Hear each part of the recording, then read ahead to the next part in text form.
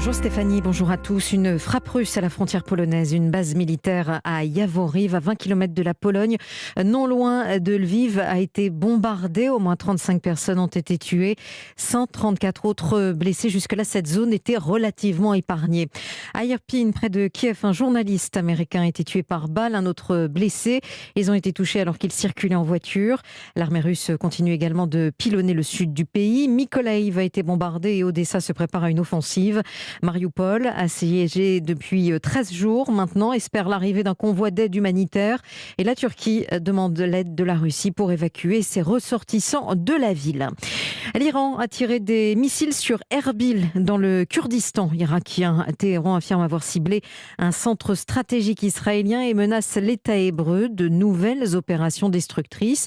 Une attaque condamnée avec la plus grande fermeté par Paris.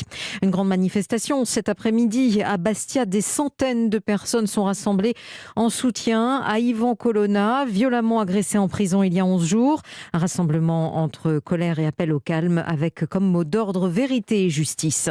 Les candidats à la présidentielle dénoncent une mesure électoraliste ou dérisoire. Le gouvernement a annoncé un coup de pouce pour aider les Français à faire face à la flambée des prix du carburant. À compter du 1er avril, ménages et entreprises bénéficieront d'une remise à la pompe de 15 centimes d'euros par litre et ce pendant 4 mois. Coût de la mesure pour l'État, 2 milliards d'euros.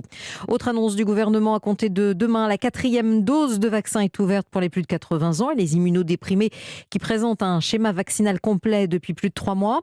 À partir de demain également, la levée d'une grande partie des restrictions, comme le port du masque obligatoire dans les lieux clos, théâtre, cinéma, musée ou boîte de nuit, ainsi que dans les salles de classe et en entreprise. Le masque qui devra toujours être porté dans les transports en commun.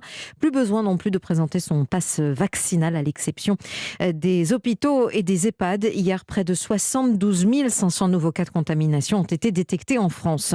L'épidémie de Covid-19 qui connaît un rebond en Chine. Pékin reconfine la ville de Shenzhen dans le sud du pays après le signalement de 66 nouveaux cas. Cela représente 17 millions de personnes. Les autorités chinoises ont également fermé les écoles de Shanghai et la grande ville de Jining dans le nord-est est également partiellement confinée. En Chine, où par ailleurs les Paralympiques à Pékin sont terminés, ils ont officiellement été déclarés clos lors d'une cérémonie dans le nid d'oiseaux. Les prochains Jeux auront lieu en 2026 à Milan, dans la station de ski de Cortina d'Ampezzo. Et puis en football, suite de la 28e journée de Ligue 1, Paris s'impose face à Bordeaux au Parc des Princes, 3-0 dans une ambiance assez tendue. Europe 1, 16h03, c'est l'heure de votre rendez-vous musical avec Stéphanie Loire.